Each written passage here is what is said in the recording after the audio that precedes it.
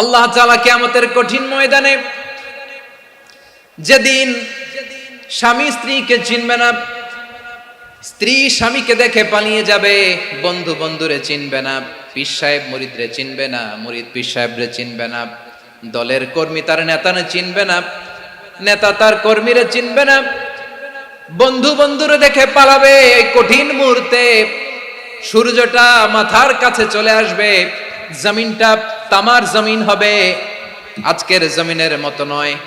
মানুষ ঘর্মাক্ত, ক্লান্ত, শ্রান্ত মাথার মগজগুলো কানের ছিদ্র আর নাকের ছিদ্র দিয়ে বেয়ে বেয়ে পড়বে। বিশ্বনবী ফরমান, ময়দানে 7 শ্রেণীর ব্যক্তিকে রব্বুল আলামিন তার আরশের নিচে ছায়া দিবেন।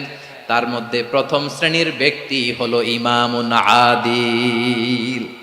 ইমামুন আদিল, ন্যায়পরায়ণ শাসক, যে ইনসাফের সাথে বিচার করে, যে জাস্টিস সমাজে সার্ভ করে, যে সুশাসন নিশ্চিত করে, ওই ইমামুন আদিল। আদিল শব্দটা বুঝছেন না? ইন্নাল্লাহা ইয়া'মুরু বিল আদল, পাইছেন? আদিল। 7 শ্রেণীর ব্যক্তিকে আল্লাহ তাআলা সুশীতল আরশের নিচে ছায়া দিবেন, যেদিন তার দেয়া ছায়া ছাড়া কোনো ছায়া থাকবে না। এর প্রথম হচ্ছে ইমামুন আদিল, ন্যায়পরায়ণ শাসক। চিল্লায় বলেন সুবহানাল্লাহ। আবার বিশ্বনবী বললেন, ইন্নাল মুকসিতিনা ইনদাল্লাহি আলা মানাবিরা মিন নূর আন ইয়ামিনির রহমান। কিয়ামতের দিন যারা ন্যায়পরায়ণ হিসেবে আল্লাহর সামনে দাঁড়াবে, কিয়ামতের দিন রব্বুল আলামিন তার আরশের ডান দিকে ওই ন্যায়পরায়ণ লোকদের জন্য আরশের ডান দিকে একটা নূরের মিম্বারে তাদেরকে বসার সুযোগ করে দিবে। আল্লাহর আরশের ডান দিকে ন্যায়পরায়ণ লোকদের জন্য আল্লাহ তাআলা নূরের মিম্বার বানাবে। 4টেখানে কথা মনে করেছেন? আল আদাল, জাস্টিস। ইন্নাল্লাহা ইয়া'মুরু বিল আদল। আল্লাহ তাআলা এই আদালতের নির্দেশনা দেয়, সুবিচার, সুশাসন। প্রিয় ভাইয়েরা, এটা আমরা বাংলাদেশে চাই কি চাই না? এই যে অরাজকতা, এই যে অন্যায়, এই যে জুলুম, এই যে ইনকনসিস্টেন্সি, সমাজের অসঙ্গতির প্রধান কারণ জাস্টিস নাই, সুবিচার নাই, সুশাসন নাই। শেষবারের মতো আওয়াজ করে বলেন তো, আমরা বাংলাদেশে আদল চাই কি চাই না?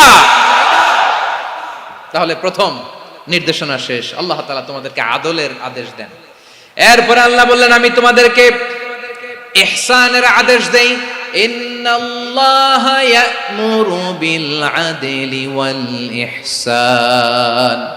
আমি তোমাদেরকে যেমনি আদলের নির্দেশনা দেই, তেমনি ভাবে তোমাদেরকে ইহসানের নির্দেশনা দেই। ইহসান, আওয়াজ করে সবাই বলেন তো ইহসান। সবাই বলেননি, সবাই বললে এতটুকু আওয়াজ হবে আমি বিশ্বাস করি না। আওয়াজ করে বলুন আল ইহসান। ইহসান মানে কারো প্রতি সফট হার্টেড হওয়া, মহানুভব হওয়া, অনুগ্রহ পরায়ণ হওয়া, অনুগ্রহশীল হওয়া, একে অপরের প্রতি দয়াদ্র হওয়া। একে অপরের প্রতি দয়াদ্র, অনুগ্রহশীল হওয়া ছাড়া মানবিক সমাজ কশিনকালেও গঠন করা সম্ভব না। প্রিয় ভাইয়েরা, সুন্দর আচরণ দিয়ে, ইহসান দিয়ে যা জয় করা যায়, নরম আচরণ দিয়ে যেটা অর্জন করা যায়, কঠোরতা দিয়ে সেটা পারা যায় না। বিষ্ণু ঈসা ইসলাম ইহসান দিয়ে, কোমল আচরণ দিয়ে, তার অনুগ্রহ দিয়ে তিনি অনেক কাফিরের হৃদয়কে জয় করে ফেলেছেন। সাইয়েদনা সুমামা ইবনে উসাল রাদিয়াল্লাহু তাআলা আনহুর কথা মনে পড়ে যায়। তিনি ছিলেন ইয়ামামার বাদশা।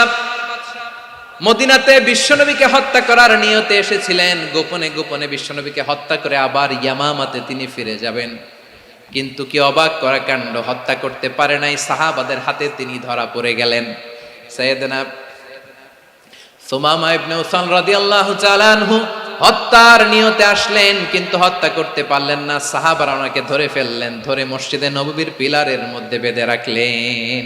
সুমামা ইবনে উসাল, সিরাত থেকে শুনে, সিরাত থেকে শোনাচ্ছি, রাদিয়াল্লাহু তাআলা আনহু ইয়ামামার অধিপতি ছিলেন। ইয়ামামা বিশ্বনবীকে হত্যার জন্য আসছেন, ধরা পড়ে গেছেন, এখন মসজিদে নববীতে বেঁধে রাখছে, তার মানে বন্দী। এখন স্ট্যাটাস কি? বন্দী, ক্যাপটিভ। তো বিষ্ণু ঈসা ইসলাম সাহাবাদেরকে বললেন, তার খোঁজ খবর নিও, সুমামা ইবনে উসালের খোঁজ খবর নিও। সাহাবারা বলেন, ইয়া রাসূলুল্লাহ, আপনাকে হত্যা করতে এসেছে, তার তো কঠিন ক্যাপিটাল পানিশমেন্ট হওয়া দরকার, কঠিন শাস্তি হওয়া দরকার। বিশ্বনবী বললেন, না, আমি যেটা জানি তোমরা সেটা জানো না। তোমরা সুমামার সাথে ভালো আচরণ করো, বিশ্বনবী সুমামার কাছে গেলেন। প্রথম দিন যে তিনি কালেমার দাওয়াত দিলেন, ইমানের দাওয়াত দিলেন, ইসলামের দাওয়াত দিলেন, রিসালাতের দাওয়াত দিলেন, আখিরাতের দাওয়াত দিলেন। পরের দিন যে বিশ্বনবী সালাতের দাওয়াত দিলেন, যাকাতের দাওয়াত দিলেন, ইসলাম কি, কিভাবে, কেমন করে পালন করতে হয় চমৎকার আর্টিকুলেট করতে শুরু করলেন। তন্ময় হয়ে সুমামা ইবনে উসাল রাদিয়াল্লাহু তাআলা আনহু বিশ্বনবীর কথাগুলো শুনতে আরম্ভ করলো। একদিন নয়, 2 দিন নয়, টানা 3 দিন বিশ্বনবী সুমামার কাছে ইসলামকে প্রেজেন্ট করেছেন, উপস্থাপন করেছেন। আওয়াজ করে বলেন, কয় দিন? 3 দিন। 3 দিন মসজিদে নববীতে বাধা। আর সাহাবীদেরকে বললেন, তার খোঁজ খবর নিও, তোমরা যে রুটি বানাও এর মধ্যে সবচেয়ে ভালো আটার রুটিটা তারে দিও, সবচেয়ে রিফাইন্ড খেজুর, যেটা পিওর খেজুর, এটা তারে দিও। আর বিশ্বনবী নিজের উট থেকে দুধ দহন করে ওনার বাড়ির এক কর্মচারীকে বলেছেন, দুধ দহন করে সুমামার জন্য নিয়ে যেও। সুবহানাল্লাহ পড়বেন না? সবাই তো অবাক, ইয়ামামা থেকে আসছে নবীকে হত্যা করতে, বিশ্বনবী দেখে তারে জামাই আদর করে, তাকে মজার মজার খাবার দিও, দুধ দিও, আদর আপ্যায়ন করো। একদিন নয়, 2 দিন নয়, টানা 3 দিন বিশ্বনবী এভাবে সুমামার কাছে যেয়ে ইসলামকে প্রেজেন্ট করতে আরম্ভ করলেন, ইসলামকে উপস্থাপন করতে শুরু করলেন। আর তাকে চমৎকার এন্টারটেইনমেন্ট, আপ্যায়ন দিতে আরম্ভ করলেন। টানা 3 দিন যখন ইসলামের দ্য বিউটিজ অফ ইসলাম, ইসলামের সুমহান বাণী, সৌন্দর্য তার কাছে উপস্থাপন শেষ, তাকে আপ্যায়ন শেষ, বিশ্বনবী বললেন সাহাবাদেরকে, যাও এবার সুমামার হাতের পায়ের রশি দুটো খুলে দাও। সাহাবারা বললেন, ইয়া রাসূলুল্লাহ, কি বলেন আপনি?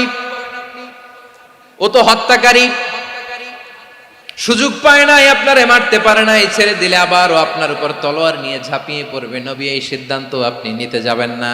বিশ্বনবী বললেন, যেটা বলেছি সেটা করো, সুমামার রশিগুলো ছেড়ে দাও, সুমামার হাতে পায়ের রশিগুলো যে তোমরা খুলে দাও। সাহাবারা তর্ক জুড়ে দিলেন, লা ইয়া রাসূলুল্লাহ, এমনটা করবেন না, তো ভয়ঙ্কর, ভয়ঙ্কর খুনি, কি জানি কি হয়ে যায়। বিশ্বনবী বললেন, না, তার হাতে পায়ের রশিগুলো খুলে দাও। সাহাবারা বিশ্বনবীর কথা মতো তার হাতে পায়ের রশিগুলো খুলে দিল। সুমামা মুহূর্তের মধ্যে মসজিদে নববী থেকে বের হয়ে ইয়ামামায় ফিরে না যে মসজিদে নববীর পাশে একটা খেজুর বাগান ছিল, সেখানে চলে গেলেন। সেখানে একটা ছোট্ট কুয়া ছিল, কুয়ার পানি দিয়ে তিনি গোসল করলেন। সুবহানাল্লাহ পড়েন।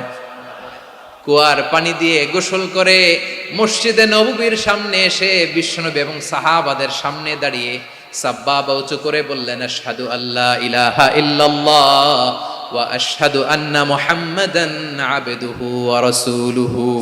আল্লাহু আকবার। আমি সাক্ষ্য দিচ্ছি আল্লাহ ছাড়া কোনো ইলাহ নাই, আর মুহাম্মদ আল্লাহ তাআলার প্রেরিত বান্দা এবং রাসূল। প্রিয় ভাইয়েরা, ইহসান দিয়ে যা জয় করা যায়, কঠোরতা দিয়ে সেটা কঠিনকালেও জয় করা যায় না। আওয়াজ করে বলেন, ঠিক কি না? এবার সুমামা দাঁড়িয়ে বলে, ওগো নবী, আমি তো কালিমা পড়ে মুসলমান হয়ে গেলাম, এবার শোনেন, এই মুহূর্তের আগে আপনার চেহারার চাইতে নিকৃষ্ট কোনো চেহারা আমার কাছে ছিল না, কিন্তু শাহাদা পাঠ করার পরে আপনার চেহারার চাইতে উত্তম শ্রেষ্ঠ কোনো চেহারা আমার কাছে আর নাই। ও নবী, আজকের দিনের আগে ইসলাম ধর্মের চেয়ে নিকৃষ্ট অপছন্দনীয় কোনো ধর্ম আমার কাছে ছিল না, কিন্তু এই মুহূর্ত থেকে ইসলামের চেয়ে সেরা শ্রেষ্ঠ পছন্দনীয় কোনো ধর্ম আমার কাছে নাই। নবী গো, আজকের দিনের আগে মদিনার চাইতে অপছন্দনীয় নিকৃষ্ট কোনো শহর আমার কাছে ছিল না, কিন্তু এই মুহূর্তের পর থেকে মদিনার চাইতে কোনো শ্রেষ্ঠ শহর আমার জানা নাই। সে ছিল গমের বড় ডিলার, গম বেচত। কি বেচত? তার গম কিনে মক্কার লোকেরা রুটি খাইতো। সে ঘোষণা দিল, আজকে থেকে মক্কাবাসীদের জন্য সব গম আমি হারাম করে দিলাম, মক্কাবাসী এখন না খেয়ে মরে। সুবহানাল্লাহ পড়বেন না? মক্কাবাসী বিশ্বনবীর কাছে আসলেন, এসে বললেন, মুহাম্মদ, আমরা তো তোমার ভাই, তোমার চাচা, তোমার ভাতিজা, তোমার আত্মীয়, তুমি সুমামারে বলো সে যেন আবার গমের সাপ্লাই মক্কার জন্য অনুমতি দিয়ে দেয়। বিশ্বনবীর অনুমতি ক্রমে সুমামা আবার মক্কাতে গম পাঠাতে শুরু করলো। পড়েন সুবহানাল্লাহ। ইহসান, ইহসান দিয়ে আপনি যেটা জয় করতে পারবেন, you can win the heart of your enemies. ইহসান দিয়ে আপনি আপনার শত্রুর হৃদয়কে জয় করতে পারবেন। আওয়াজ করে বলেন, ঠিক কি না? এজন্য আল্লাহ বললেন, ওয়া আনফিকু ফি সাবিলিল্লাহি ওয়ালা তুলকু বিআইদিকুম ইলাত তাহলুকা ওয়া আহসিনু ইন্নাল্লাহা ইউহিব্বুল মুহসিনিন।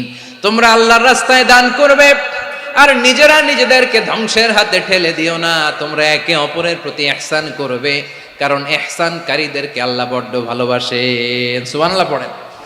আবার সূরা রহমানে আল্লাহ বললেন, হাল জাযাউল ইহসানি ইল্লাল ইহসান ফাবিআইয়ি আলা, সবাই পড়েন, ফাবিআইয়ি আলাই রাব্বিকুমা তুকাযযিবান। ইহসানের প্রতিদান হিসেবে ইহসানি হয়। বিশ্বনবী সুমামার প্রতি যেমন ইহসান করেছেন, সুমামাও ঠিক তেমন ইহসান ফিরিয়ে দিয়েছে। ঠিক কিনা বলেন? তাহলে এক নম্বরে হচ্ছে আদ, ন্যায় বিচার। দুই নম্বরে সবাই বলে ইহসান, সদাচরণ। ইহসান দুই ধরনের প্রিয় ভাইরা, ইহসান ফিল ইবাদা, ইহসান ফিল মুআমালা। ইহসান ফিল ইবাদা হচ্ছে একাগ্র অনুভবে ইবাদতে ডুব দেওয়া, এর নাম ইবাদতের ইহসান। সুবহানাল্লাহ পড়ো। বিশ্বনবী বলেন ইহসান মানে কি জানো নাকি? হাদিসে জিবরিলে সাইয়েদনা জিবরিল আলাইহিস সালাম বিশ্বনবীকে বললেন, আখবিরনি আনিল ইহসান। নবী আমাদেরকে বলেন ইহসান মানে কি? বিশ্বনবী বললেন, আনতা আবুদাল্লাহা কাআন্নাকা তারাহু ফাইন লাম তাকুন তারাহু ফাইন্নাহু ইয়ারাক। ইহসান মানে হলো এমন ভাবে তুমি আল্লাহর সামনে নিজেকে উজাড় করে ইবাদত করবে, তুমি ভাববে তুমি আল্লাহকে দেখতে পাচ্ছ। আর এটা যদি ভাবা তোমার জন্য কঠিন হয়ে যায়, অন্তত এতটুকু তুমি ভাববা যে আল্লাহ তোমাকে দেখতে পাচ্ছেন। ঠিক কিনা বলেন? ও আমার বীর চট্টলার ভাইয়েরা, কেউ যেটা দেখে না সেটা দেখে কে? এই বিশ্বাস হৃদয়ের মধ্যে আছে? নামাজে যখন দাঁড়ান এই ফিলিংসটা আনা যাবে? হ্যাঁ, এশার সালাত তো এখনো হয় নাই না? আলোচনা শেষে এশার সালাত এখানে অনুষ্ঠিত হবে, তাই না? আচ্ছা বলুন তো, আমরা এশার সালাত পর্যন্ত বেঁচে থাকবো এই গ্যারান্টি আছে কার কার? হাত তোলেন। কয়েকজন হাত তুলছে পেছনে, না বুঝে তুলে ফেলছে। এশা পর্যন্ত যে আমরা হায়াত পাবো কোনো গ্যারান্টি আছে? সবাই আওয়াজ করে বলেন, গ্যারান্টি আছে? গ্যারান্টি নাই। এই জন্য বিষ্ণু ইসলাম বলেছে, এমন ভাবে নামাজে দাঁড়াও, ইবাদত করো, মনে করো হতে পারে এটাই আমার জীবনের শেষ নামাজ। Perform the salah as if this is your last and final prayer. এমন ভাবে সালাতে দাঁড়াও, ভাবো হতে পারে এটাই তোমার জীবনের শেষ নামাজ। এমন ভাবে নামাজে দাঁড়াও, ভাবো এটাই শেষ নামাজ। তাহলে নামাজে একাগ্রতা বাড়ায় দিবে কে? ফলে ইবাদতের ইহসান আমাদের অর্জিত হবে। আর মুআমালাতে ইহসান হলো, বিশ্বনবী বলেন, ইন্নাল্লাহা তাবারাকা ওয়া তাআলা কাতাবাল ইহসানা আলা কুল্লি শাই ফাইদা কাতালতুম ফাআহসিনুল কিতলা ওয়া ইযা যাবাহতুম ফাআহসিনুয যাবহা ওয়ালিয়ুহিদ্দা আহাদুকুম শাফরাতাহু ওয়ালিয়ুরিহ যাবিহাতাহু। ইহসান দুই ধরনের। আওয়াজ করে বলতে হবে, কয় ধরনের? সবাই বলুন আওয়াজ করে, কয় ধরনের? একটা হচ্ছে ইহসান ফিল ইবাদা, ইবাদতে ইহসান। ইবাদতে ইহসান কি? একাগ্র অনুভব দিয়ে ইবাদত করা, মন প্রাণ দিয়ে ইবাদত করা। আর মুআমালাতে ইহসান কি? সব কাজে, দৈনন্দিন কাজে, কর্মে, সামাজিক অ্যাক্টিভিটিতে কোমলতা প্রদর্শন করা, অনুগ্রহের সাথে সবকিছু করা। আল্লাহ তাআলা ইন্নাল্লাহা তাবারাকা ওয়া তাআলা কাতাবাল ইহসানা আলা কুল্লি শাই, তিনি সব কিছুর ব্যাপারে ইহসানকে আবশ্যক করেছেন। সবকিছু, মুমিনের সব কাজে ইহসানের পরশ থাকবে। ওয়া ইযা কাতালতুম ফাহসিনুল কিতলা, বিষ্ণুই বলেন তুমি যখন কাউকে হত্যা করো ইহসানের সাথে করো। সুবহানাল্লাহ পড়বেন না? যখন হত্যা করো তখনও ইহসানের সাথে। আচ্ছা হত্যা করবো আবার ইহসান আসবে করতে করে, তো মেরেই ফেলবো আমি। আল্লাহ, ও ভাই একজন খুন করেছে, খুনি, রাষ্ট্রীয় আইনে তার শাস্তি হয়েছে ডেথ পেনাল্টি, মৃত্যুদণ্ড। এখন মৃত্যুদণ্ড দেখে আপনি যেমনে মন চায় তেমনে মারবেন লোকটারে? ওর নাক কেটে ফেলতে পারবেন? ওর কান কাটতে পারবেন? ওর চোখ উপড়ে ফেলতে পারবেন আপনি? যেমন মন চায় তার অঙ্গহানি করা যাবে না। ইহসানের সাথে তাকে হত্যা করে। সুবহানাল্লাহ, this is Islam, this is the true essence of Islam. ওয়া ইযা যাবাহতুম ফাহসিনুয যাবহা, যখন জবাই করবে তখনও ইহসানের সাথে জবাই করো। করব জবাই, ওইখানেও নাকি ইহসান। আচ্ছা কুরবানির দিন আমরা পশুগুলোরে কি করি বলেন সবাই আওয়াজ করে? জবাই। জবাই মানে তো এটার মেরেই ফেলতেছি, একটু পরে তো টুকরো টুকরো করে গোশতগুলো খাবো, এটার তো খাবো। এটা তো মেরেই ফেলবে। বিষ্ণু বলে না, জবের মধ্যেও মুমিনের জবের ভেতরেও ইহসানের পরশ থাকা চাই।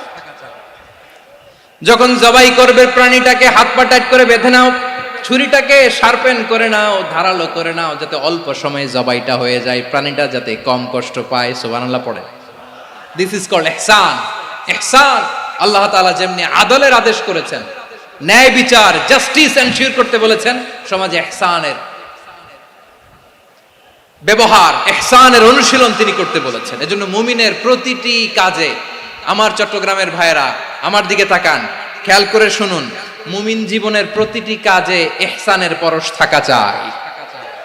আমরা যেন আমাদের পরিবারের প্রতি ইহসান করি, আমরা যেন আমাদের কর্মচারীদের প্রতি ইহসান করি, আমরা যেন আমাদের কলিগদের প্রতি ইহসান করি, আমরা যেন আমাদের ভাইদের প্রতি ইহসান করি।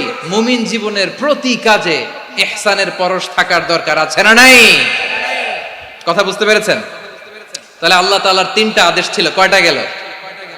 ভুলে গেছে, ভুলে গেছে চট্টগ্রাম। তিনটা আদেশের মধ্যে কয়টা বললাম? প্রথমে কি ছিল?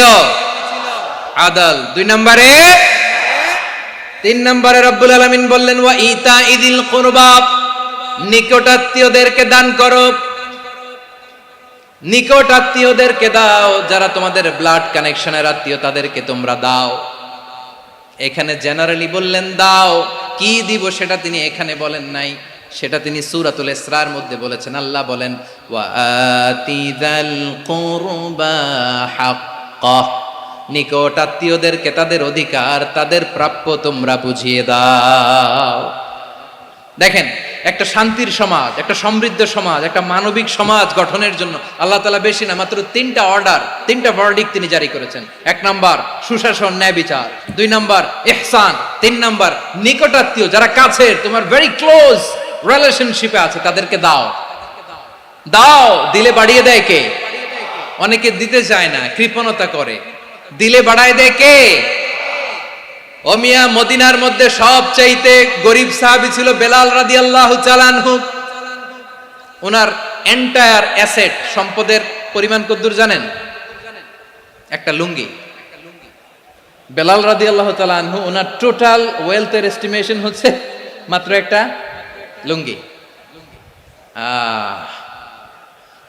একটা লুঙ্গি, টোটাল ওয়েলথ এস্টিমেশন, টোটাল সম্পদের পরিমাণ বেলাল রাদিয়াল্লাহু তাআলা আনহুর কি ছিল?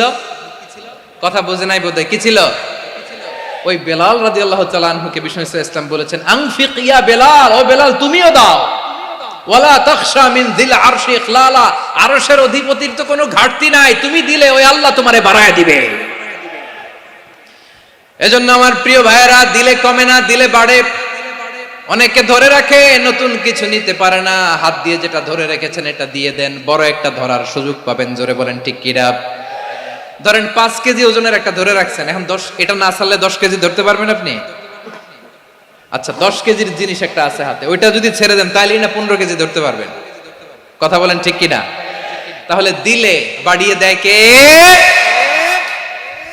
রব্বুল আলামিন বললেন 3 নাম্বার আদেশ হলো তোমাদের প্রতি সমাজটারে কেমন করে মানবিক সমাজ, সুন্দর সমাজ গড়বা। 3 নাম্বার আদেশ হলো ওয়া আতিদাল কুরবা হাক্কা, নিকটাত্মীয়দেরকে তাদের প্রাপ্য বুঝিয়ে দাও। এই নিকটাত্মীয়দেরকে তাদের অধিকার বুঝিয়ে দেওয়া, প্রাপ্য বুঝিয়ে দেওয়াতে আমাদের গাফলতি আছে না নাই? চট্টগ্রামে নাই? মাশাআল্লাহ আছে, আছে। অনেকে দেখবেন অনেক আল্লাহওয়ালা তাহাজ্জুদ গুজার, সেজদা দিতে দিতে কপালে কালো দাগ ফেলে দিছে, সে তার বোনের হকটা আদায় করে নাই। আছে না নাই? হ্যাঁ, এখানেও আছে। সর্বনাশ। অনেক বড় হাজী সাহেব, বিশাল লম্বা দাড়ি, ছেলেরে সব দিয়ে দিছে, মেয়েরে কিছু দেয় নাই, মেয়ের হক আদায় করে নাই। আছে না নাই? এই হাজী সাহেবেরা, এই আল্লাহওয়ালারা কিয়ামতের ময়দানে আটকে যাবে। আপনি অন্যের অধিকার নষ্ট করেছেন, তাদের রাইটস কে ভায়োলেট করেছেন। এজন্য আল্লাহ তাআলা বলেন, কারো অধিকার যদি কেউ নষ্ট করে, ওই সমাজটা মানবিক সমাজ কঠিনকালেও হতে পারে না। এজন্য 3 নম্বর আল্লাহ বললেন ওয়া ইতাইদিল কুরবা, নিকটাত্মীয়দেরকে দাও। কি দিবা? তাদের অধিকার দিয়ে দাও, বোনের অধিকার বুঝিয়ে দাও, মেয়ের অধিকার বুঝিয়ে দাও, ফুফুর অধিকার বুঝিয়ে দাও। দেখবেন অনেক মায়েরা ছেলের পাতে মুরগির রান দেয়, মেয়ের পাতে দেয় মুরগির ঠ্যাং। এরকম আছে না নাই? ছেলেরা কি দেয় মুরগির, মেয়ের পাতে কি দেয়? তো মেয়ের কি মুরগির রান খেতে মনে চায় না? মনে চায় না? এমনটা করা যাবে না। নিকটাত্মীয়দেরকে অধিকার দিয়ে দাও, নিকটাত্মীয়ের সাথে সুসম্পর্ক রাখো। আদেশটা কার? এজন্য প্রিয় ভাইয়েরা, জীবনে যদি বারাকা অর্জন করতে চান, নিকটাত্মীয়দের সাথে সুসম্পর্ক রাখতে হবে, তাদের জন্য উপহার পাঠাতে হবে। বিশ্বনবী বলেন, লা ইয়াদখুলুল জান্নাতা কাতে, যে ব্যক্তি আত্মীয়তার সম্পর্ককে ছিন্ন করে দেয়, সে কশিন কালেও আল্লাহর জান্নাতে ঢুকবে না। আপনি কি এটারে সহজ হাদিস মনে করছেন? এটা সহজ কথা? আপনি ভাবছেন আপনার নামাজ আপনার বাঁচাতে পারবে, আপনার রোজা বাঁচাতে পারবে, আপনার তাহাজ্জুদ আপনারে বাঁচাতে পারবে? অধিকার নষ্ট করলে কিছুই আপনারে বাঁচাতে পারবে না। এজন্য নিকট আত্মীয়দেরকে দিতে হবে বেশি বেশি। বিশ্বনবী বলেন, ইন্না সাদাকাতা আলাল মিসকিনি সাদাকা ওয়া আলা যির রাহিমি ইসনাতান সাদাকাতুন ওয়া সিলা। মিসকিনরে দান করলে শুধু দানের সওয়াব হয়, নিকট আত্মীয়কে দান করলে দুইটার সওয়াব হয়, সাদাকার সওয়াব হয়, আবার আত্মীয়তার বন্ধন অটুট রাখার সওয়াব হয়ে যায়।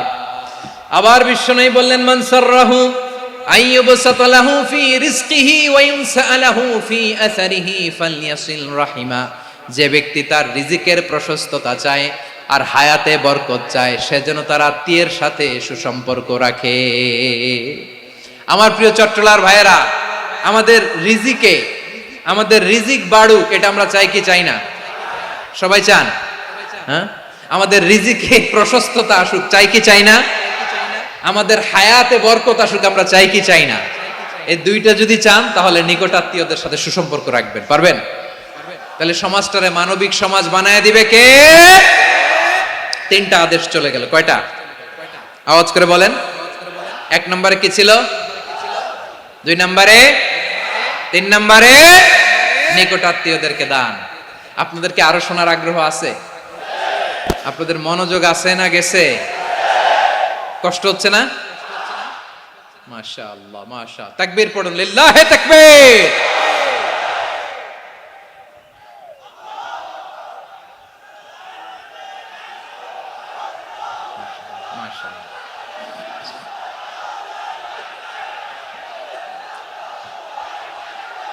আমার প্রিয় ভাইয়েরা, আল্লাহ তাআলা তিনটা জিনিসের যেমনি আদেশ করেছেন, অনুরূপভাবে তিনটা বিষয় তিনি বারণ করেছেন, নিষেধ করেছেন। ওগুলোর কাছেও যাওয়া যাবে। শুনবেন। রাব্বুল আলামিন বলেন, ওয়ায়ানহা আনিল ফাহশাই ওয়াল মুনকারি ওয়াল বাগি। আমি যেমনি তিনটি বিষয়ে আদেশ করলাম, অনুরূপভাবে তিনটি বিষয়ে বারণ করলাম, নিষেধ করলাম। আমার এক নাম্বার নিষেধাজ্ঞা হলো অশ্লীলতার প্রতি। ফাহশা, ওয়ায়ানহা আনিল ফাহশা। আল্লাহ তাআলা অশ্লীলতাকে নিষেধ করেছেন। কোন জিনিসকে? সবাই বলুন, কোন জিনিসকে? যত ধরনের, যত টাইপের, যত ক্যাটাগরির অশ্লীলতা হতে পারে, সব অশ্লীলতাকে হারাম করেছেন কে? ফাহশা মানে কি? কথায়, কাজে, আচরণে, কমেন্ট, ফেসবুকের কমেন্টসে যত ধরনের নোংরামো আছে, যত ধরনের অশ্লীলতা আছে, এটাকে আরবিতে বলে ফাহশা। এটাকে কি বলে? রাব্বুল আলামিন বলেন, কুল ইন্নামা হাররামা রাব্বিয়াল ফাওয়াহিশা মা যাহারা মিনহা ওয়া মা বাতান। ও নবী, আপনি বলে দেন, আমার রব প্রকাশ্য, অপ্রকাশ্য, স্পষ্ট কিংবা অস্পষ্ট, দৃশ্যমান কিংবা অদৃশ্যমান সব অশ্লীলতাকে হারাম করেছেন। সব ধরনের অশ্লীলতা হারাম, সব ধরনের। আল্লাহ তাআলা আমাদেরকে অশ্লীলতা থেকে বাঁচান, অশ্লীলতা থেকে তিনি আমাদেরকে হেফাজত করুক। পড়েন আমিন। এবার বলেন, আমাদের সমাজে অশ্লীলতা আছে না নাই? চট্টগ্রামে নাই? আমি কই নাই, ওনারা বলে আছে। দেখছেন, আমি সামহাও বাঁচায় দেওয়ার ট্রাই করতেছি, ওনারা বলে আছে। অশ্লীলতা নানা ভাবে, নানা নামে, নানা মোড়কে আমাদের সমাজে আছে না নাই? সংস্কৃতির নামে, ফ্যাশনের নামে, বিনোদনের নামে, উপন্যাসের নামে, কনসার্টের নামে অশ্লীলতা আছে না নাই? আপনি দেখেছেন কনসার্টগুলোর অবস্থা? এই যে আতিফ আসলাম যে আসছে আমাদের দেশে, তারপর কে কে আসছে, আমাদের তরুণ তরুণীরা, আমাদের যুবক যুবতীরা, আমাদের জেনজিরা, কি অবস্থা ওইখানে? হ্যাঁ, কি অবস্থা? কে বাঁচাবে ওদের? কে রক্ষা করবে ওদের ইমানের, ওদের চরিত্রের হেফাজতের গ্যারান্টি কে দিবে? কনসার্টের নামে অশ্লীলতা আছে না নাই? ছেলে মেয়ে একে অপরকে জড়ায় ধরতেছে, একে অপরকে চুমো খাচ্ছে প্রকাশ্যে, দিবালোকে, গণমানুষের সামনে। আল্লাহ তাআলা এই অশ্লীলতা থেকে আমাদেরকে বেঁচে থাকতে বলেছেন, বেঁচে থাকতে বলেছেন। রূপালী জগতের নামে অশ্লীলতা আছে না নাই? এই টার্মটা আপনারা জানেন না? রূপালী জগৎ কি জগৎ? আসলে কি রূপালী জগৎ না অন্ধকার জগৎ? আমার বোনেরা, আপনাদেরকে যে কি বলে তারা বুঝায়, রূপালী জগৎ শুনেই আপনি ভরকে যাবেন না। রূপালী জগতে যে নারী যত বেশি উলঙ্গ, সে নাকি তত বেশি সাহসী। জানেন? বলে এটা একটা সাহসী নারী, খুব সাহসী পদক্ষেপ তার। যত বেশি শরীর থেকে কাপড় নামাতে পারবে, যত বেশি বস্ত্রহীন হয়ে নিজেকে প্রেজেন্ট করতে পারবে, সে নাকি তত বেশি সাহসী। আমার চট্টলার ভাইয়েরা, শয়তানের প্রথম এজেন্ডা ছিল বনি আদমকে বস্ত্রহীন করা। সে আদম এবং হাওয়া আলাইহিস সালামকে নিষিদ্ধ গাছের ফল খাইয়ে তাদেরকে বস্ত্রহীন করেছে। এই জামিনেও সে আমাদেরকে বস্ত্রহীন করতে চাইবে। এই রূপালী জগতের নামে তারা এটা করে। আমার প্রিয় বোনেরা, আপনি জানেন না আপনার দাম কত? ওরা আপনাদেরকে বিজ্ঞাপনের সস্তা পণ্য বানাতে চায়। ওরা আপনাদেরকে ওদের ভোগের লিপসার টুলস বানাতে চায়। ওরা আপনাদেরকে দিয়ে ওদের খায়েশ পূরণ করতে চায়। এটা আপনাদের জন্য মোটেও ডিগনিটি নয়, এটা আপনাদের জন্য সম্মান নয়।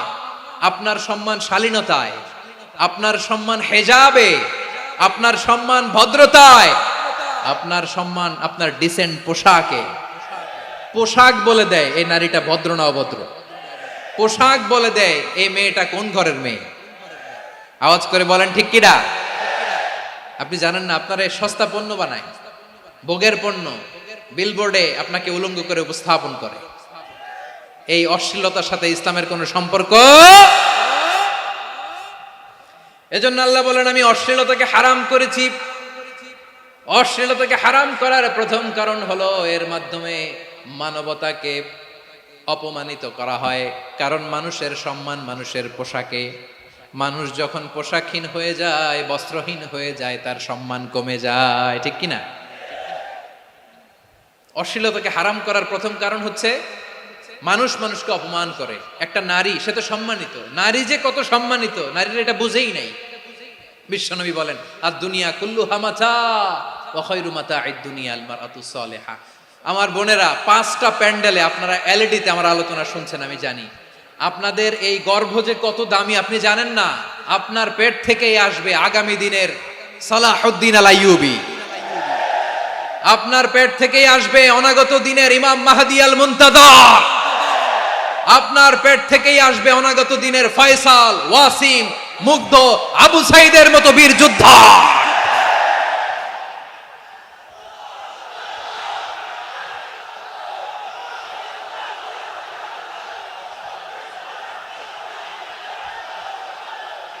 আমার প্রিয় বোনেরা, আমার প্রিয় বোনেরা, বিশ্বনবীর কথার ওজন খেয়াল করেন। আর দুনিয়া কুল্লুহা মাতা ওয়া খায়রু মাতা'আদ দুনিয়াল মারআতুস সালিহা। দুনিয়ার সবকিছুই অ্যাসেট, এর মধ্যে সবচেয়ে দামি অ্যাসেট নেককার নারী। আপনার গর্ভ যে কত দামি আপনি জানেন না। নিজের সময়টাকে কাজে লাগান, কোরআন পড়েন, সুন্নাহ পড়েন। আপনার অনেক দায়িত্ব ঘরে। You are the MD of your family. একটা family it's a very big institution. পরিবার একটা অনেক বড় প্রতিষ্ঠান। and you are the MD of your institution. আপনি এই পরিবারের MD, managing director of your family. এখানে আপনার কত দায়িত্ব। আপনি ছেলে মেয়েদেরকে তারবিয়া করবেন, আপনি আপনার স্বামীর জন্য ঘরটার জান্নাতের নীর বানাবেন, আপনার জন্য জান্নাতের ডুপ্লেক্স বাড়ি ওইখানে তৈরি করে রাখবে কে? আপনি যে কত দামি আপনি জানেন না। নারীদেরকে আল্লাহ বানিয়েছেন উচ্চতর করে, নিম্নতর নয়। নারীদেরকে ছোট্ট জিনিস দিলে এটারে বড় করে দেয়। নারীদেরকে ভ্রূণ দিলে, শুক্রাণু দিলে নারী এটারে বাচ্চা বাচ্চা হিসেবে উপহার দেয়, ঠিক কিনা? বিয়ের মাধ্যমে স্বামী যখন তার শুক্রাণু তার স্ত্রীকে উপহার দেয়, স্ত্রী রিটার্নে কি উপহার দেয়? ফুল ফর্ম বেবি, মানব সন্তান। দেখছেন, আপনি দিলেন একটু, কুনি দিছে বিশাল। আপনি যদি নারীকে বাজার এনে দেন, নারী এটাকে সুস্বাদু খাবারে রূপান্তর করে দেয়। আপনি তাকে একটা মুচকি হাসি দিয়ে দেন, সে তার কলিজা দিয়ে দেয়।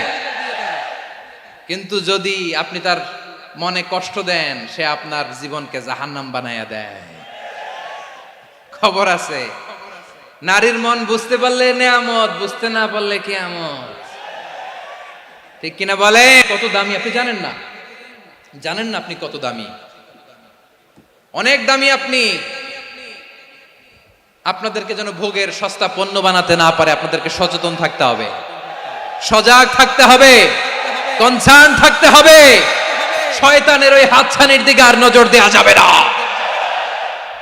তাহলে কেন আল্লাহ তাআলা এই ফাহশা অশ্লীলতাকে হারাম করলেন? এক নাম্বার, এতে হিউম্যান ডিগনিটি কমে। দুই নাম্বার, এতে মানুষের অধিকার নষ্ট হয়। আপনি বিয়ে করেছেন, এরে পরকিয়া করেন, ওর সাথে এরকম আছে না নাই? স্ত্রীর অধিকার নষ্ট করেছেন। আপনি বিবাহ সম্পর্কে আবদ্ধ হয়েছেন তার সাথে, আপনি পরকিয়া করেন ওই ছেলের সাথে, আপনি আপনার হাজবেন্ডের সাথে বিট্রে করেছেন। এজন্য আল্লাহ অশ্লীলতাকে হারাম করেছে। অশ্লীলতাকে হারাম করার আরেকটা কারণ হচ্ছে আল্লাহ তাআলা এই হিউম্যান জেনারেশনকে এটাকে প্রিজার্ভ করতে চায়। হিফজুন নাসল, এটা মাকাসিদুশ শরিয়ার অনেক গুরুত্বপূর্ণ একটা মাকাসিদ, অনেক গুরুত্বপূর্ণ। আপনার নাসল, আপনার জেনারেশনকে সংরক্ষণ করা। এই যে আসতেছে ফেব্রুয়ারি, কত ফেব্রুয়ারি জানো? এটা কি বিশ্ব ভালোবাসা দিবস? হ্যাঁ, কি দিবস? এই বিশ্ব ভালোবাসা দিবসের সাথে মুসলমানদের কোনো সম্পর্ক নাই। আমার প্রিয় ভাইরা, এই যে আপনি অবৈধ সম্পর্কে জড়ালেন, কেন আল্লাহ অশ্লীলতাকে হারাম করেছে? দেখেন, বলতেছিলাম যে এটা আপনার নাসল, আপনার জেনারেশন, আপনার লিনিয়েজ, আপনার বংশকে প্রিজার্ভ করা। কে কার বাবা, কে কার মা, বাবা মা জানা, প্রজন্মকে প্রিজার্ভ করা, এটা ইসলাম ওয়াজিব করে দিয়েছে। এই যে অবৈধ সম্পর্কের কারণে, বিশ্ব বেহায়া দিবসের কারণে, এগুলোর আউটকাম, আউটপুট হিসেবে মাঝে মাঝে ঢাকা মেডিকেলের ডাস্টবিনে নবজাতকের বাচ্চার কান্নার আওয়াজ শুনতে পাওয়া যায়। চট্টগ্রাম মেডিকেলের ডাস্টবিনে নবজাতকের কান্না শুনতে পাওয়া যায়। বীর চট্টলার মুসলমানেরা বুঝতে পারলে আওয়াজ করে বলেন, এই যে চট্টগ্রাম মেডিকেলে যে নবজাতকটা পাওয়া গেল, ওর বাবাকে আমাকে বলেন, ওর বাবাকে, ওর মাকে, ও কোন ফ্যামিলির সন্তান কেউ জানে? আপনি হিউম্যান ডিগনিটিকে অপমান করেছেন না? আপনি তার ভবিষ্যৎকে অন্ধকার করেছেন না? আপনি তার লিনিয়েজকে প্রশ্নবিদ্ধ করে দিয়েছেন না? এই জন্য আল্লাহ তাআলা অশ্লীলতাকে আমাদের জন্য হারাম করে দিয়েছেন। পড়েন সুবহানাল্লাহ। এই জন্য রাব্বুল আলামিন বলেন, কুল ইন্নামা হারামা রাব্বিয়াল ফাওয়াহিশা মা যাহারা মিনহা ওয়া মা বাতান। প্রকাশ্য অপ্রকাশ্য সব অশ্লীলতাকে হারাম ঘোষণা করে দিয়েছে কে? আবার দুনিয়ার বুকে যারা অশ্লীলতার প্রসার করে তাদের জন্য শাস্তি মজুদ রেখেছে কে? রাব্বুল আলামিন বলেন, ইন্নাল্লাযীনা ইউহিব্বুনা আন তাশিআল ফাহিশাতু ফিল্লাযীনা আমানু লাহুম আযাবুন আলীমুন ফিদ দুনিয়া ওয়াল আখিরাতি ওয়াল্লাহু ইয়ালামু ওয়া আনতুম লা তা'লামুন। নিশ্চয়ই যারা বিশ্বাসীদের মাঝে অশ্লীলতার প্রচার প্রসার করতে চায় তাদের জন্য আমি মর্মন্তুদ শাস্তি প্রস্তুত করে রেখেছি, দুনিয়াতেও রেখেছি, আখিরাতেও রেখেছি। ঘোষণাটা কার? যারা এই নাটকের নামে, সিনেমার নামে, রূপালী জগতের নামে, মুভির নামে, ওটিটি প্ল্যাটফর্মের নামে আমার সমাজে অশ্লীলতা ছড়াতে চায়, তাদের জন্য কঠিন মর্মন্তুদ শাস্তি মজুদ রেখে দিয়েছে কে? ও আমার বোনেরা, এখনো আপনি জাগবেন না? এখনো আপনার চিন্তার দুয়ারে এখনো নাড়া পড়ে নাই? ওরা আপনাকে উলঙ্গ বানাতে চায়, ওরা আপনাকে আইটেম গার্ল বানাতে চায়। এজন্য ইসলাম অশ্লীলতাকে হারাম করেছে। হারাম। ইসলাম বলেছে যোজন যোজন দূরে থাকো, ওরা বলে না কাছে আসো, কাছে আসার গল্প, ক্লোজ আপ ওয়ান, কাছে আসার গল্প আছে না নাই? চট্টগ্রামে তো এগুলো নাই মাশাআল্লাহ। হ্যাঁ, এখানেও আছে ক্লোজ আপ ওয়ান, কাছে আসার গল্প। আল্লাহ বলেন ওয়ালা তাকরাবুজ জিনা, কাছেও এসো না, জিনা থেকে যোজন যোজন কিলো দূরে থাকো, ওরা বলে কাছে আসার গল্প। আমার বীর চট্টলার ভাইয়েরা, কাছে আসতে হলে আমরা কোরআনের কাছে আসব, কাছে আসতে হলে নবীর কাছে আসব, কাছে আসার গল্প হবে আমার রবের কাছে আসার গল্প। চিল্লায় বলো ঠিক কিনা?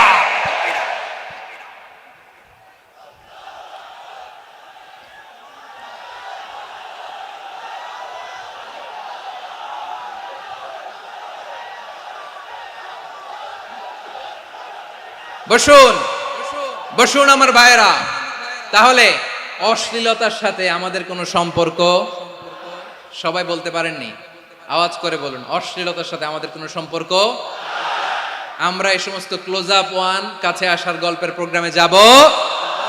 আমরা কোন ধরনের অশ্লীল কন্টেন্ট সোশ্যাল মিডিয়ায়, টিভিতে দেখব? কি যুগ যে আমরা কাটাচ্ছি আপনি কল্পনা করতে পারবেন না। পর্ন ইন্ডাস্ট্রি, নারী পুরুষের বস্ত্রহীন যুগল দৃশ্য, এটাকে দিয়ে ওরা কোটি ডলারের ইন্ডাস্ট্রি বানিয়েছে। পুরো মানব ইতিহাসে এরকম জঘন্য সময় মানব ইতিহাস পার করে নাই। পর্ন এটা ইন্ডাস্ট্রি হয়ে গেছে। আমাদের এই যুবকগুলো, জেনজিগুলো, ওদের চরিত্র বাঁচাবে কি করে? কেমন করে হেফাজত করবে ওদের এই মূল্যবান চরিত্র? আমার প্রিয় ভাইরা, এই অশ্লীলতার দ্য লেটেস্ট ভার্সন হচ্ছে LGBTQ, শরীফ থেকে শরীফা। শুনছেন আপনারা? দেখতে পুরুষ, আসলেই পুরুষ, সুস্থ একজন পুরুষ, 4 সন্তানের বাবা, বলে আমি মনে মনে নারী। দেখতে নারী, সুস্থ নারী, আসলেই সে দিব্যি একজন নারী, বলে আমি মনে মনে পুরুষ। সবচেয়ে ভয়ঙ্কর অশ্লীলতার সবচাইতে লেটেস্ট ভার্সন হচ্ছে এই ট্রান্সজেন্ডারিজম। সুস্থ পুরুষ তার বায়োলজিক্যাল গ্রোথকে হরমোন দিয়ে স্টপ করে দিয়ে সে সার্জারি করে নারী হতে চায়, সুস্থ নারী পুরুষ হতে চায়। পুরুষ পুরুষের প্রতি সেক্সুয়ালি আকর্ষণ বোধ করে, এটা লূত আলাইহিস সালামের কওমের মধ্যে ছিল। এটাকেও আল্লাহ কোরআনে ফাহিশা বলেছেন। ওয়ালুতান ইয ক্বালা লিকাওমিহি আতাতুনাল ফাহিশাতা মা সাবাকাকুম বিহা মিন আহাদিম মিনাল আলামিন। লূত আলাইহিস সালাম বললেন, তোমরা কি এমন এক অশ্লীল কার্যক্রমে ডুব দিলে নাকি যেটা গোটা বিশ্বের কেউ কখনো করে নাই, তোমরাই প্রথম করেছো। পড়েন নাউযুবিল্লাহ। এই পশ্চিমের এই রোগ আমার দেশে যেন আসতে না পারে, আমাদের সজাগ থাকতে হবে। প্রিয় ভাইরা, চিল্লায় বলেন ঠিক কিনা? পশ্চিমের অবস্থা ভয়ঙ্কর। পাশ্চাত্যে, আমি যুক্তরাষ্ট্রে ছিলাম অনেকদিন, কয়েক মাস, বিভিন্ন স্টেটে ঘুরেছি। গার্ডিয়ানরা উদ্বিগ্ন, ছেলে মেয়েদেরকে, ছোট্ট ছেলে মেয়ে, ওদেরকে জিজ্ঞেস করে, তুমি how do you feel right now inside yourself? তুমি ভিতরে ভিতরে কেমন ফিল করো? তোমার কি ছেলে ছেলে লাগে না মেয়ে মেয়ে লাগে? আচ্ছা বলেন, এই ছোট্ট বাচ্চাটাও কি এগুলো জেন্ডার অ্যাসাইনমেন্ট বলতে এগুলো কিছু বুঝে? এইভাবে মিসগাইড করা হচ্ছে। কৌতূহল বশত ছোট্ট ছেলে যদি বলে আমার তো মেয়ে মেয়ে লাগে, তখন বলে যে না তুমি মেয়ে, ছেলে না। মা বাবা বাধা দিলে ওকে আলাদা গভর্নমেন্ট হাউসে নিয়ে যাবে। ভয়ঙ্করতম অবস্থা। আমরা একটা সময়ে শুনতাম যে হুজুর আমার ছেলেটা খুব ভালো, হাফেজে কোরআন, আল্লাহওয়ালা। হুজুর আমার ছেলে দাড়ি রাখছে, আল্লাহওয়ালা। হুজুর আমার ছেলে 5 ওয়াক্ত সালাত জামাতের সাথে পড়ে, তার মানে আল্লাহওয়ালা। পশ্চিমে যে আমি কি শুনছি জানেন? ওরা বলে হুজুর আমার ছেলেটা ইউনিভার্সিটির একটা মেয়ের সাথে প্রেম করে, ও খুব আল্লাহওয়ালা, হুজুর দোয়া করবেন। এর কারণ ওদের কাছে আল্লাহওয়ালার ক্রাইটেরিয়া হচ্ছে হুজুর আমার ছেলেটা আরেক ছেলের পছন্দ করে নাই, আমার মেয়েটা আরেক মেয়েকে ভালোবাসে নাই, এজন্য আমার ছেলেটা আল্লাহওয়ালা, হুজুর ওর জন্য একটু দোয়া করে দিয়েন। কি চ্যালেঞ্জ ওরা ফেস করতেছে। ওনার ছেলে যে আরেক ছেলেরে বিয়ে করবে না, এটাতেই উনি খুশি যে আলহামদুলিল্লাহ আমার ছেলেটা একটা মেয়েরে ভালোবাসে, আমার মেয়েটা একটা ছেলেরে ভালোবাসে, মানে এটা খুব আল্লাহওয়ালা। নাউজুবিল্লাহ পড়তে পারলেন না? এজন্য অশ্লীলতার সাথে আমাদের কোনো সম্পর্ক। রব্বুল আলামিন বলেন ওয়ায়ানহা আনিল ফাহশাই ওয়াল মুনকারি ওয়াল বাগি তিনটা জিনিসকে আমি নিষিদ্ধ করলাম। এক নাম্বার হলো ফাহশা, অশ্লীলতা। দুই নাম্বারে হলো মুনকার, সমস্ত মন্দ কাজ। আপনাদের মনোযোগ আছে না? শেষ করে দিব? আর 2-1 মিনিট শুনবেন? আচ্ছা বলি তাহলে, আর 2-1 মিনিট। তাহলে নিষেধাজ্ঞা জারি করেছেন তিনটা জিনিসের উপর। এক নাম্বার কি? ফাহশা, অশ্লীলতা। দুই নাম্বার মুনকার। মুনকার মানে হচ্ছে যত মন্দ কাজ, খারাপ কাজ, বাজে কাজ, এটার বলে মুনকার। এটার কি বলে? আপনারা পড়ছেন না, তা'মুরুনা বিল মা'রুফি ওয়া তানহাউনা আনিল মুনকার। ভালো কাজের আদেশ, সৎ কাজের আদেশ, অসৎ কাজের নিষেধ। মুনকার, মুনকার হচ্ছে মানুষের স্বাভাবিক বিবেকবোধ যেটাকে খারাপ বলে, ওইটাই মুনকার। পৃথিবীর সব আসমানি গ্রন্থ যেটাকে খারাপ বলেছে, মানুষের স্বাভাবিক বিবেকবোধ যেটাকে খারাপ বলেছে, এগুলো সব মুনকার। যেমন ইফটিজিং, এটা কি ভালো না খারাপ? মজুদদারি, খাদ্যে ভেজাল দেওয়া, ওজনে কম দেওয়া, মাছে ফরমালিন মিশানো, চাঁদাবাজি, টেন্ডারবাজি, দখলবাজি, এগুলো আমাদের স্বাভাবিক বিবেকেই বলে এগুলো খারাপ, এগুলো হচ্ছে মুনকার। আল্লাহ তাআলা এই মুনকার থেকে আমাদেরকে বেঁচে থাকতে বলেন, আর শয়তান এই মুনকারের প্রতি আমাদেরকে উদ্বুদ্ধ করে। আল্লাহ তাআলা বললেন, ইয়া আইয়ুহাল্লাযীনা আমানু লা তাত্তাবিউ খুতুওয়াতিশ শাইতান ফাইন ওয়া মান ইয়াত্তাবি' খুতুওয়াতিশ শাইতানি ফাইন্নাহু ইয়া'মুরু বিল ফাহশাই ওয়াল মুনকার। আল্লাহ বললেন, ও আমার গোলামেরা শোনো শোনো, ও আমার বিশ্বাসী বান্দারা খবরদার, তোমরা কশিনকালেও শয়তানের পদাঙ্ক অনুসরণ করবে না, কারণ শয়তান তোমাদেরকে অশ্লীলতা এবং মন্দ কাজের দিকে উদ্বুদ্ধ করে। আমাদের কাজ হচ্ছে শয়তান আমাদেরকে যেদিকে নিতে চায় আমরা তার উল্টা দিকে যাব, ঠিক কিনা বলে? শয়তান এই মন্দ কাজকে আমাদের কাছে বিউটিফাই করে, চাকচিক্যময় করে আমাদের সামনে উপস্থাপন করে। এজন্য আল্লাহ বলেন মুনকারকে থামাতে হবে, মুনকার প্রতিরোধ করতে হবে। মুনকার প্রতিরোধের দায়িত্ব শুধু আমাদের নাকি? শুধু আপনার খতিব সাহেবের, ইমাম সাহেবের, নাকি মুসলিম উম্মার সবার? আওয়াজ করে বলুন, মুনকার, অসৎ কাজ প্রতিরোধের দায়িত্ব কার? রাব্বুল আলামিন বলেন, কুনতুম খায়রা উম্মাতিন উখরিজাত লিন-নাসি তা'মুরুনা বিল মা'রুফি ওয়া তানহাউনা আনিল মুনকার। তোমাদেরকে শ্রেষ্ঠ জাতি করে জমিনের মধ্যে আবির্ভূত করা হয়েছে, যাতে করে তোমরা জমিনের ভেতরে সৎ কাজের আদেশ করতে পারো আর অসৎ কাজের নিষেধ করতে পারো। উম্মাহ কুনতুম খায়রা, তাহলে গোটা উম্মার দায়িত্ব, এটা বুঝতে পারছেন তো? আচ্ছা, আরো নিচে আসেন। এরপরে আল্লাহ বললেন, শুধু উম্মাহ না, এই জমিনের রাজত্ব আমি যাদের হাতে দেই, এই জমিনের মালিক আমি যাদেরকে বানিয়ে দেই, যাদেরকে আমি সরকারের দায়িত্ব দেই, তাদেরকেও মুনকার প্রতিরোধের দায়িত্ব দিয়েছে কে? আল্লাহ বলেন, যারা ক্ষমতার মসনদে বসেছে তাদেরকে 4 দফা কর্মসূচি আমি আল্লাহ দিলাম। আওয়াজ করে বলেন, কয় দফা? আল্লাহ বলেন, আল্লাযীনা ইম্মাক্কান্নাহুম ফিল আরদি আকামুস সালাতা ওয়া আতাউয যাকাতা ওয়া আমারু বিল মা'রুফি ওয়া নাহাউ আনিল মুনকার ওয়ালিল্লাহি আকিবাতুল উমুর। যারা এই জমিনের উত্তরাধিকার হয়েছে তারা 4 দফা কর্মসূচি নিয়ে সামনে আগাবা।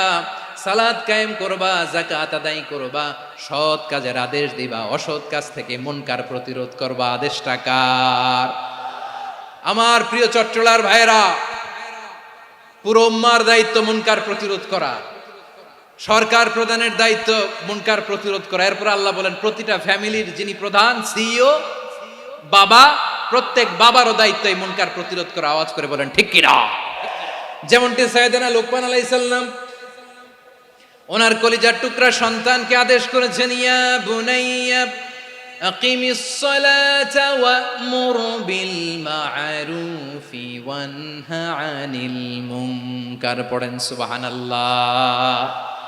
বাবা ছেলেকে সবক দিচ্ছে। কে সবক দিচ্ছে? কাকে? লুকমান আলাইহিস সালাম ছেলেকে বলতেছে, ওরে আমার কলিজার টুকরা সন্তান, ওরে আমার বাছা, নামাজ কায়েম করবা, সৎ কাজের আদেশ দিবা, আর মুনকার প্রতিরোধ করবা, অসৎ কাজ, সমাজ থেকে খারাপ কাজকে ঝেঁটে বিদায় করে দিবা। তাহলে দেখেন আমি স্টেপ বাই স্টেপ নামলাম। পুরা উম্মার দায়িত্ব, জমিনের উত্তরাধিকারী আল্লাহ যাদেরকে বানিয়েছেন সরকার, তাদের দায়িত্ব, প্রতিটি ফ্যামিলির প্রধানের দায়িত্ব।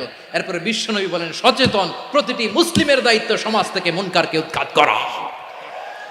বিশ্বনবী বলেছেন মান রাআ মিনকুম মুনকারান ফালিয়ুগাইয়িরহু বিয়াদিহি ফাইন লাম ইয়াস্তাতি ফাবিলিসানিহি ওয়া ইন লাম ইয়াস্তাতি ফাবিকলবিহি ওয়া যালিকা আযআফুল ঈমান। সমাজে যে মুনকার দেখবে, খারাপ কাজ দেখবে, সে যেন হাত দিয়ে সেটাকে থামায়। কি দিয়ে?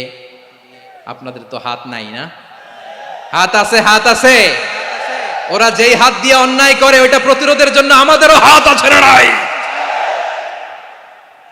থামাতে হবে, থামাতে হবে।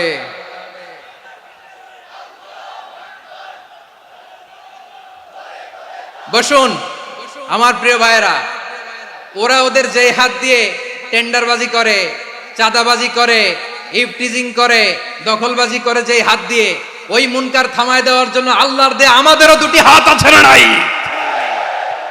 আমাদেরও হাত আছে, থামাইতে হবে, থামাইতে হবে, হিম্মত করতে হবে।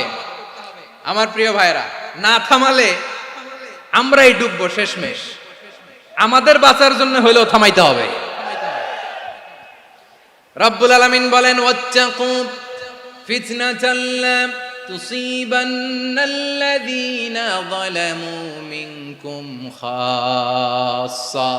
ও আমার গোলামেরা, ওই আযাবকে ভয় করো যে আযাব যখন আমি জমিনের বুকে পাঠাই শুধু জালেমদেরকেই মারি না, আলেমদেরকেও মারি।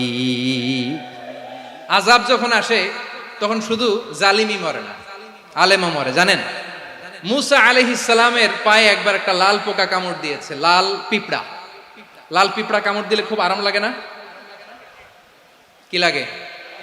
হ্যাঁ, জ্বলে না? লাল একটা পিঁপড়া কামড় দিছে, তো উনি রেগে মেগে পাশি দেখে লাল পিঁপড়ার বাসা, পা দিয়ে ডলে মুছে সবগুলো পিঁপড়া মেরে ফেলছে। এই ঘটনাটা আল্লাহ ঘটিয়েছেন। এজন্য মুসা আলাইহিস সালাম ছিলেন কালিমুল্লাহ, সরাসরি আল্লাহর সাথে কথা বলতেন। তিনি আল্লাহকে জিজ্ঞেস করেছিলেন, আল্লাহ তুমি যখন কোনো জনপদে আযাব পাঠাও, শাস্তি দাও, ওখানকার শুধু জালেমরাই তো মরে না, ভালো মানুষগুলাও মরে, তো আযাব দিবা মুশরিকদের উপর দিবা, অবাধ্যদের উপর দিবা, ভালো মানুষগুলারে মারো কেন? আল্লাহ বললেন, মুসা তোমার যে কামড় দিছিল পায়ের মধ্যে পিঁপড়া, কয়টা পিঁপড়া? জোরে বলেন। একটা পিঁপড়া, তো সবগুলারে মারলা কেন? রেগে মেগে পুরো পিঁপড়ার বাসা ভেঙে ম্যাসাকার করলা কেন? এই মুসা, আমি যখন অ্যাকশনে যাই, আমি যখন শাস্তি দেই, তখন এত বাজ বিচার করা হয় না, বাজ বিচার করা যায় না। যখন অ্যাকশনে যাওয়া হয় ওইটা ডাইরেক্ট অ্যাকশন হয়ে যায়। চিল্লায় বলো ঠিক কি না?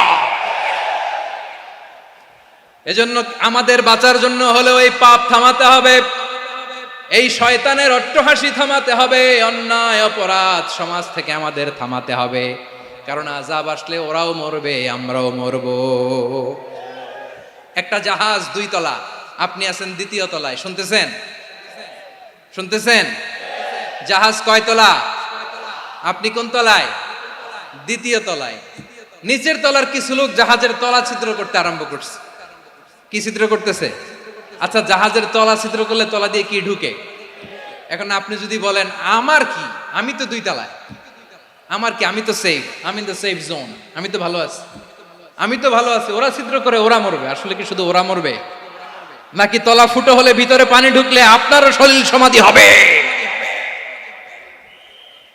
তলা দিয়ে যখন পানি ঢুকবে, জাহাজ ঢুকলে আপনিও মরবেন। এজন্য নিজে মরার আগে ওই পাগলগুলোর নিচতলায় যে থামাতে হবে। চিল্লায় বলেন ঠিক কি না? এজন্য আল্লাহ বললেন মুনকার প্রতিরোধের দায়িত্ব সমাজের টপ টু বটম সবার। পুরো উম্মার দায়িত্ব, সরকার প্রধানের দায়িত্ব, প্রতিটি ফ্যামিলির প্রধান বাবার দায়িত্ব। বিশ্বনবী বললেন প্রতিটি সচেতন মুসলিমের দায়িত্ব। এজন্য মুনকার প্রতিরোধ করার দরকার আছে না নাই? সমাজে এই যে ইফটিজিং হয়, আপনার বোনের বয়সী একটা মেয়েকে কিছু বকাটে টিটকারি করে, এই বলে সেই বলে, নোংরা কথা বলে, রাস্তায় দেখেও আপনি পাশ দিয়ে না দেখার মতো চলে যান কেন? আপনি দাঁড়ান না কেন? আপনি দাঁড়ালেই তো থেমে যাবে, কারণ সত্যের যে শক্তি তার সামনে মিথ্যা মুখ থুবড়ে পড়ে। আপনার সামনেও কিছুই না, নাথিং। আপনি দাঁড়ান, ওকে প্রশ্ন করেন যে আমার বোনকে তুমি ডিস্টার্ব করো কেন? আপনাকে দেখে আরো 5 জন দাঁড়াবে, 5 জনকে দেখে আরো 10 জন দাঁড়াবে।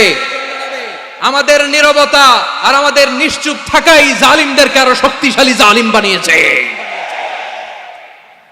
এজন্য মুনকার প্রতিরোধের দায়িত্ব আমাদের সবার। টেন্ডারবাজি, চাঁদাবাজি, দুর্নীতি, অপরাধ, দখলদারিত্ব, মজুদদারি, এগুলো সব কিছু একসাথে প্রতিরোধ করতে হবে, ঠিক কিনা বলেন? একটা মানবিক সমাজ যদি চাই, প্রতিরোধ করতে হবে। প্রিয় ভাইয়েরা, আল্লাহর শপথ নিয়ে বলি, এই নাসিহাতগুলো সবার জন্য, সব দলের জন্য, সব মতের মানুষের জন্য। আমরা কোনো দলের প্রতি মানুষকে ডাকি না, আমরা ডাকি ইসলামের দিকে। সব দলের, সব মতের, সব মানুষদেরকে আমরা আহ্বান জানাই, আসুন আমরা একটা সুন্দর সমাজ বিনির্মাণ করি। এই যে নতুন বাংলাদেশের এক সুযোগ এসেছে, আর জীবনে হয়তো আসবে না, সামনের 100 বছর এই সময় আসবে না। আসুন দেশটাকে আমরা সাজাই, আসুন আমরা দুর্নীতি বন্ধ করি, আসুন আমরা চাঁদাবাজি বন্ধ করি, আসুন আমরা দখলদারিত্ব বন্ধ করি, আসুন আমরা এক দল আরেক দলকে নিশ্চিহ্ন করার যে রাজনীতি, এটা বন্ধ করি। সব দলের প্রতি আমার আহ্বান। আমি কিছুদিন আগে একটা নিউজ দেখলাম, ওই যে লন্ডনে বসে জনাব তারেক রহমান সাহেবকে আমি ধন্যবাদ দিতে চাই। উনি সংবাদ শোনা মাত্রই ওনার দলের অনেক চাঁদাবাজকে উনি বহিষ্কার করেছে। I do appreciate. প্রতিটি দলের এরকম ইনিশিয়েটিভ নেওয়ার দরকার আছে না নাই? যে কোনো দলে এই প্র্যাকটিসটা থাকার দরকার আছে না নাই? চাঁদাবাজদের সাথে আপনারা নিজেদেরকে মুক্ত ঘোষণা করবেন যে এরা আমার দলের কর্মী হতে পারে না। আমরা চাঁদাবাজ মুক্ত বাংলাদেশ চাই, জুলুম মুক্ত বাংলাদেশ চাই, ফ্যাসিজম মুক্ত বাংলাদেশ চাই, গুণ খুন খারাপি মুক্ত বাংলাদেশ চাই। আমরা নতুন ভোরের বাংলাদেশ চাই। ওই বাংলাদেশ পাওয়ার জন্য মুনকার প্রতিরোধে, অন্যায় প্রতিরোধে যদি বাঘের বাচ্চার মতো, আবু সাইদের মতো 2 হাত উঁচু করে বুককে টান টান করে প্রসারিত করে দাঁড়াতে হয়, রাজি আছো মুসলমান? কারা কারা রাজি? আল্লাহকে হাত দেখিয়ে প্রতিজ্ঞা করো।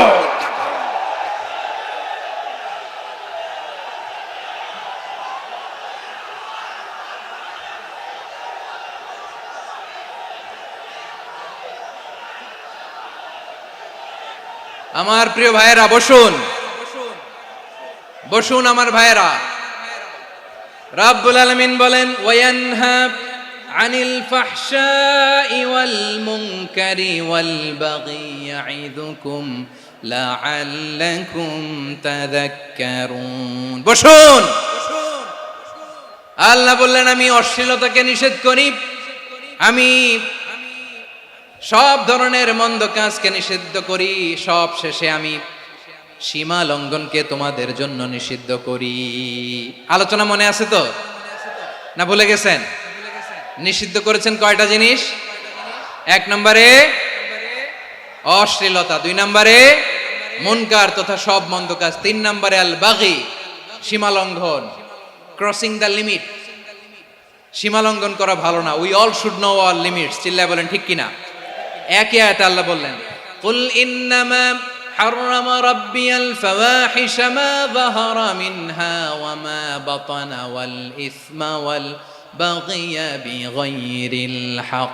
অন্যায় ভাবে যে অবাধ্য হয়, যে সীমা লঙ্ঘন করে, তাদেরকেও আমি এটা হারাম করে দিলাম। সীমা লঙ্ঘন করা হারাম, সীমা লঙ্ঘন করা হারাম। আল্লাহ বারবার আমাদেরকে ওয়ার্নিং দেয়। যখন আমরা থামি না তখন আল্লাহ ধরে, আর যখন ধরে তখন ছাড়ে না। ধরে না, ধরলে আল্লাহ। ফেরাউনকে কিন্তু হুট করে ধরে নাই, আপনারা জানেন 9 বার ওয়ার্নিং দিয়েছে। ফেরাউনকে আল্লাহ তাআলা ওয়ার্নিং দিয়েছিল কয়বার? বীর চট্টলার বীর সেনানীরা আওয়াজ করে বলেন, ফেরাউনকে ধরার আগে ওয়ার্নিং দেওয়া হয়েছিল কয়টা? রাব্বুল আলামিন বলেন, ওয়ালাকাদ আতাইনা মূসা 9 আয়াতিন বাইয়িনাত। 9টা মুআজিজা দেখিয়েছি। 1 2 3 বারবার এইভাবে রিমাইন্ডার, ওইভাবে রিমাইন্ডার, এইভাবে নসিহাত, ওইভাবে দাওয়া। ফাকুলা লাহু কাওলান লাইয়িনা, নরম করে বলো, সফট করে বলো, যত ওয়ে হতে পারে দাওয়া মেথডোলজি। মূসা আলাইহিস সালামের সব অ্যাপ্লাই শেষ। 10ম বারে যে আল্লাহ ধরছে, 10ম বারে যে ধরেছে। এজন্য আল্লাহ বলেন, আমি সীমা লঙ্ঘনকে পছন্দ করি না। কোরআনের অন্য আয়াতে বাগীকে বলা হয়েছে আল ইতিদা। সীমা লঙ্ঘন যারা করে তাদেরকে আল্লাহ বলেছেন মুতাদিন। وقاتلوا في سبيل الله الذين يقاتلونكم ولا تعتدوا إن الله لا يحب المعتدين। আমি সীমা লঙ্ঘনকারীদেরকে কোশ্চিনকালেও পছন্দ করি না। আমরা যেন সীমা লঙ্ঘন না করি, রাজি আছেন তো? যে কোনো ক্ষেত্রে ইবাদতে যেন সীমা লঙ্ঘন না করি। অনেকে আমরা ইবাদতে সীমা লঙ্ঘন করে ফেলি। বিশ্বনবী সাল্লাল্লাহু আলাইহি ওয়াসাল্লাম যেটা শিখিয়েছেন এর বাইরে যে অতিরিক্ত বুজুর্গ হতে চায় এরকম আছে না নাই? করা যাবে না, কোনো ক্ষেত্রেই সীমা লঙ্ঘন করা যাবে, এমনকি যুদ্ধ ক্ষেত্রেও না। বিশ্বনবী সাল্লাল্লাহু আলাইহি ওয়াসাল্লাম বলেন খবরদার যুদ্ধ ক্ষেত্রেও সীমা লঙ্ঘন করো না। কি সুন্দর ইসলাম আমরা পেয়েছি। বিশ্বনবী বলেন খবরদার যুদ্ধের ময়দানে কোনো নারীর গায়ে হাত তোলো না, কোনো শিশুর গায়ে হাত তোলো না, কোনো গবাদি পশু হত্যা করো না, কোনো শস্য ক্ষেত্র ধ্বংস করো না, ইবাদতরত অন্য ধর্মের কোনো সন্ন্যাসীর গায়ে হাত তোলো না। বলেন সুবহানাল্লাহ। তাহলে আমরা সীমা লঙ্ঘন করতে পারবো? প্রিয় ভাইরা, একটা সুখী সমৃদ্ধ শান্তির সমাজ, মানবিক সমাজ যদি আমরা গঠন করতে চাই, আমাদের আল্লাহর দেয়া কয়টা আদেশ মানতে হবে বলেন দেখি? সবাই বলেন কয়টা? আর বেঁচে থাকতে হবে কয়টা জিনিস থেকে? আওয়াজ করে বলেন কয়টা?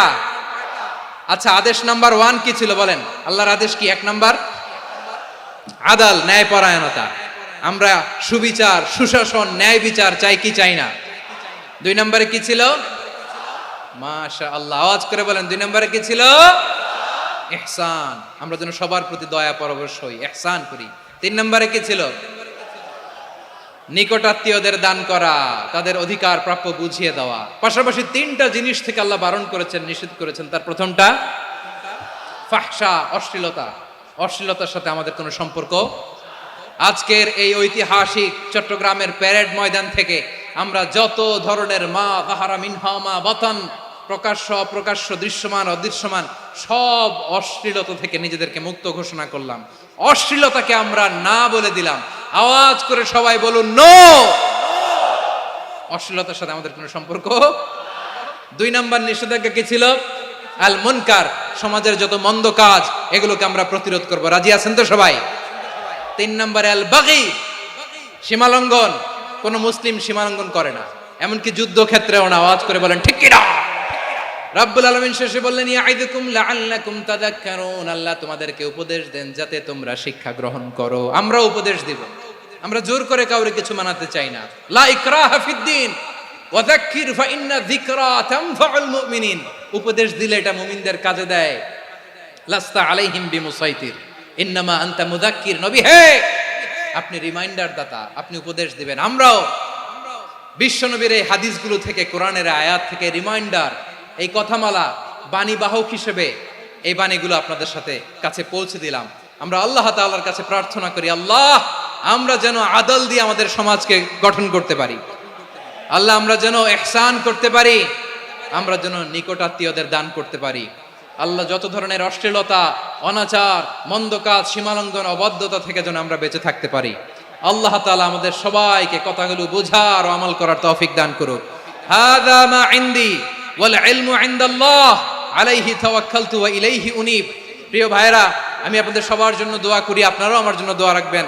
আমাদের পাশেই আছেন আমাদের সকলের শ্রদ্ধাভাজন আমাদের মুরব্বী আওলাদে রাসূল আনোয়ার হোসেন তাহের জাবির আল মাদানী হাফিজাহুল্লাহ ওয়া রাআ। সবাই বসুন। উঠবেন না? কেউ উঠবেন না? উঠলেন কেন? উঠলেন কেন? প্যারেড ময়দানের প্রোগ্রাম তো এরকম হইতে পারবে না। বসুন, এটা আল্লামা সাঈদীর স্মৃতি বিজড়িত মাহফিল। বসুন, বসুন, এই মাহফিলের আদব আছে। বসুন, বসুন। সুশৃঙ্খল ভাবে আমরা আখির মোনাজাতে অংশগ্রহণ করব।